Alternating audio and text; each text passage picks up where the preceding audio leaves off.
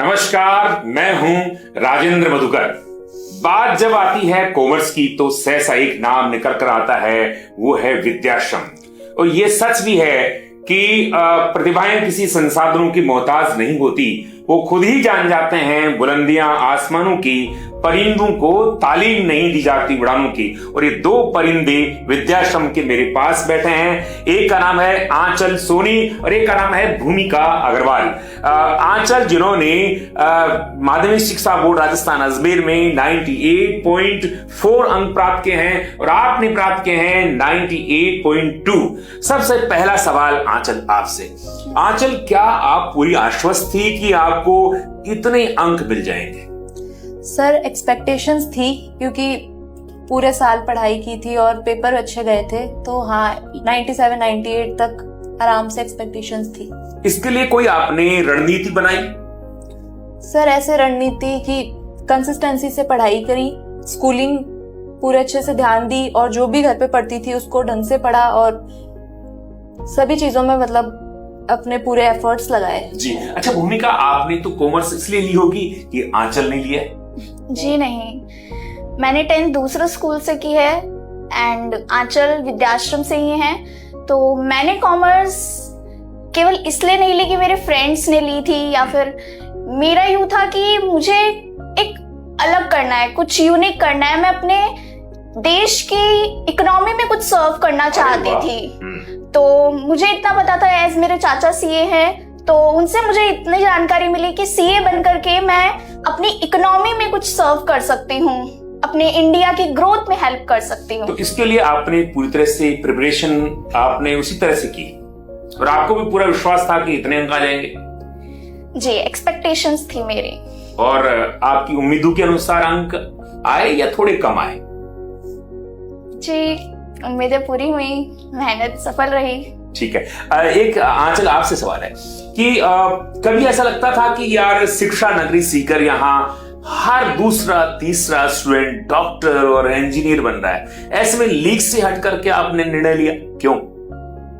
Sir, frankly मेरे खुद के जो फ्रेंड्स थे उन्होंने खुद ने साइंस ऑप्ट किया था, लेकिन घर वालों ने ऐसा कहा था कि जिसमें मन हो और जिसमें इंटरेस्ट हो वो करो। तो साइंस में फ्रैंकली मेरा कोई इंटरेस्ट नहीं था और कॉमर्स में हमेशा से इंटरेस्ट था, तो वैसा कुछ ऐसा लगा नहीं। जी बात करते हैं कॉमर्स की। तो कॉमर्स के लिए एक माना जाता है कि अगर आपका एडीएसटी अच्छा है या अकाउंट्स आपका अच्छा है तो फिर आप निश्चित रूप से पार जाएंगे। क्या आप सभी विषयों को समान जो है सम्मान देती थी कि आपको लगता है कि पहले हमको तो इसको पूरा सॉलिड करना चाहिए?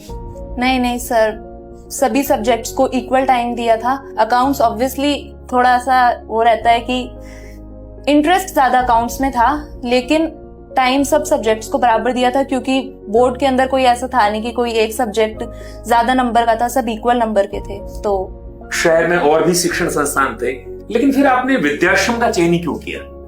सर, एक तो रिजल्ट्स बहुत सालों से हम देखते हैं कि कॉमर्स के अंदर विद्याश्रम सबसे ऊपर रहता है और यहाँ के टीचर्स, उनका सपोर्ट, उनका पढ़ाने का तरीका, सब चीजों ने ये डिसीजन में हेल्प किया कि नहीं, करना विद्याश्रम से ही है। अच्छा, विद्याश्रम में आने का निर्णय भूमिका आपका स्वयं का था या आपने रिजल्ट देखा और फिर निर्णय किया कि जाना तो मुझे विद्याश्रम में है? जी, एक तो जैसा कि हमारे सीकर में विद्याश्रम का नाम मैंने कॉमर्स में बहुत सुन रखा था, तो मैंने सोचा कि सबसे पहले मुझे विद्याश्रम में ही अपना डेमो लेना चाहिए। तो मैंने विद्याश्रम के रिजल्ट्स भी चेक किए, मैंने यहाँ का डेमो भी लिया, तो मुझे टीचर्स यहाँ के बहुत ऑसम लगे, तो मैंने इसीलिए कॉमर्स में विद्याश्रम का सिलेक्शन किया। जी इनके तो सिलेक्शन का एक कारण था, स्वयं नहीं तय कर लिया कि परिणाम कैसे है। आपने ये जरूर देखा होगा कि 120 सीए और सीएस देने वाला संस्थान डेफिनेटली डिफरेंट तो होगा। ऐसा था? साल भर 2 साल आपने यहाँ व्यतीत किए, तो ऐसा लगा आपको कि नहीं? सर, मैं तो शुरू से यहाँ पढ़ रही हूँ। ठीक है। तो जो शिक्षकों का जिस तरह से व्यवहार रहा, कभी ऐसा दौर आया कि अरे मैंने निर्णय गलत ले लिया, क्या कभी हताशा की और निराशा की कोई क्षण आए या नहीं आए? नहीं सर, बिल्कुल आने ही नहीं दिए किसी टीचर ने, एकदम सब चीजों में सपोर्ट किया। और कभी भी सेल्फ डाउट भी होता है कि यार मैं कर सकती हूँ नहीं कर सकती, तो उन्होंने हर बार सपोर्ट किया। तो कितने घंटे आप पढ़ती थी? सर, ऐसा फिक्स नहीं था, लेकिन हाँ आराम से 5-6 घंटे तो सेल्फ स्टडी होती थी। और आप कितने घंटे पढ़ती थी? मेरा यूं था कि टाइम बेस्ड स्टडी मैंने कभी नहीं चाही, मैं हमेशा टारगेट बेस्ड स्टडी चाहती थी। क्या बात है। मतलब जो निर्णय आप करती है, संकल्प जो आप लेती हैं, वो संकल्प पूरा करती है। और ये भी नहीं कि एक तरह से भीड़ की तरह कि आपको 10 घंटे पढ़ना है, 8 घंटे पढ़ना है, वो नहीं। आपका अपना स्वयं का निर्णय कि मुझे तो बस पढ़ना है, नियमित रूप से पढ़ना है। जी बिल्कुल। अच्छा, रेगुलरिटी कितनी जरूरी होती है विद्यार्थी के लिए? स्टूडेंट के लिए रेगुलरिटी का बहुत बड़ा इंपॉर्टेंस है। अब ऐसा नहीं है कि भाई हम भी ह्यूमंस है तो रेगुलरिटी मेंटेन तो नहीं रह सकती, लेकिन हाँ 1-2 दिन ऐसे भी आते हैं आपके वीक में कि जैसे आपको लगता है आज नहीं पढ़ना चाहिए, कि जैसे मान लीजिए आज टेस्ट था हमारा, तो फिर आके घर पे ऐसा लगता है आज रेस्ट कर लेते हैं, तो ठीक है वो भी करना चाहिए। लेकिन एक जो टारगेट है, मान लीजिए वो पूरा आपका अचीव नहीं भी हो पा रहा है दिन में, तो कुछ ना कुछ आपको कंसिस्टेंसी बना करके रखनी चाहिए, सब्जेक्ट से एकदम डिटैच नहीं होना चाहिए आपको। अच्छा, रेस्ट की बात आपने की, फुर्सत के क्षणों में क्या करती थी, क्या हॉबी आपकी? मेरी हॉबीज है जैसे पेंटिंग करना एंड पेरेंट्स से बातें करना, मतलब उनके साथ बातें करके बहुत रिलैक्स फील होता है। पेंटिंग करती हैं आप? बिल्कुल। बनाती हैं? बिल्कुल। ठीक है। तो भूमिका की रुचि तो पेंटिंग में है, आपकी किसमें? सर डांसिंग में। अच्छा, आपने कोई परफॉर्मेंस किया है? सर ऐसे एक्सक्लूसिव ऐसे कुछ। अच्छा, लोग ये कहते हैं अगर जो पढ़ने वाले स्टूडेंट्स हैं वो उस तरह कला में उस तरह से दक्ष नहीं होते, मतलब एक धारणा लोगों ने बना रखी है, ऐसा है? आप भी मानती? नहीं सर, ये बहुत बड़ा मिसकंसेप्शन है कि ऐसा होता है, लेकिन ऐसा कुछ नहीं होता। कि खिलाड़ी होंगे वो अलग होंगे, और जो कलाकार हैं, आर्टिस्ट हैं, वो अलग होंगे, पढ़ने वाले अलग होंगे, उनकी दुनिया अलग होगी। उनकी दुनिया अलग है? नहीं सर, ऐसा ये बस बना रखा है लोगों ने, लेकिन हर चीज पे फोकस करना जरूरी होता है। अगर आप पढ़ते हो तो आपकी जो हॉबीज है उसको भी पूरा करो, तो सब चीजों पे फोकस था। अब आंचल यहाँ तक तो आप आ गई है, आगे का टारगेट क्या है? सर अभी मैं सीए की कोचिंग ले रही हूँ और सीए कर रही हूँ। सीए, और आप भी अभी कोई कोचिंग ले रही है या फिर आपका मतलब स्वाध्याय करके ही करना है, सेल्फ स्टडी? जी मैं अभी कोचिंग ले रही हूँ सीए की। अच्छा, आप जो पीढ़ी आ रही है, जो देख रही है आपको कि बहुत अच्छे अंक आप लेकर आए, उनको क्या मैसेज देना चाहेंगे? सफलता का मूल मंत्र क्या है? बहुत अच्छे अंक कैसे आए, कोई बताना चाहेंगे? जैसे एक स्टूडेंट होता है कि अभी हम 10th में आते हैं, 12th में आते हैं, अब टीचर कहते हैं कि भाई हमें अभी अच्छे परसेंटेज चाहिए।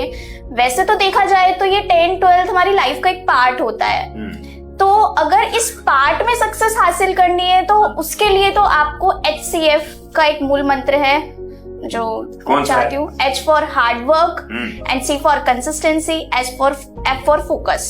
क्या बात है। तो अगर स्टूडेंट इनको फॉलो करेगा तो डेफिनेटली वो अपने इन स्टेयर्स को क्रॉस कर सकता है बहुत ही सक्सेसफुली।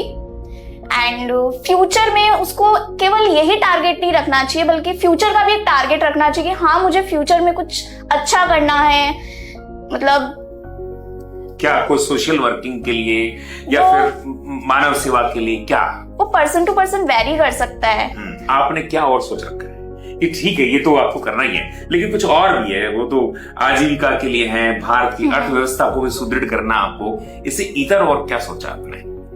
इससे इधर में स्पेसिफिक तो कुछ नहीं अभी सोचा है, बट इतना चाहती हूँ कि मैं लाइफ में कुछ सोशल वर्क करना चाहती हूँ, सोसाइटी में कुछ एक ऐसा इम्प्रूवमेंट लाना चाहती हूँ कि हाँ मुझे लगे कि मेरी लाइफ सफल रही है एक। जी आंचल, क्या इरादा है आपका? जैसे कि आप सीए तो संकल्प आपने लिया है, और जब भी कोई व्यक्ति संकल्प लेता है निश्चित रूप से पूरा होता है कि जिंदगी को इस तरह जी लीजिए, आग को भीतर सुलगने दीजिए कि मंजिल खुद चलकर आए पास आपके, एक तो संकल्प ऐसा लीजिए।